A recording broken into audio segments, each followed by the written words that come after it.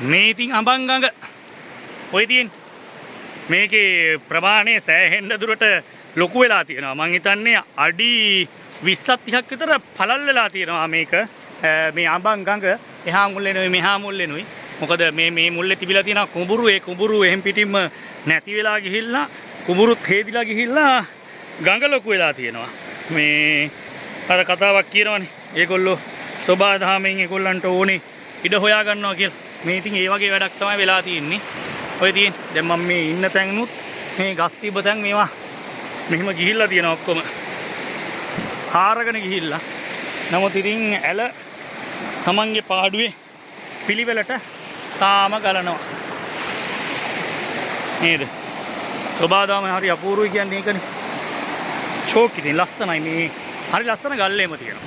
රවුම් ඒවා, සුදු ඒවා, කළු ඒවා, රෝස පාට ඒවා. එක එක පාට ඒවා තියෙනවා. ඔන්න ඔය ඇස්සේ මැණිකුත් තියෙනවද දන්නේ නැහැ. මැණික් ගැන ඉතින් අපි දන්නේ. කකුලේ හැප්පුණත් මම දන්නේ නැහැ මේක මැණික් ගලක් කියලා. එහෙනම් ඉතින් මම එනවා එළ බලලා.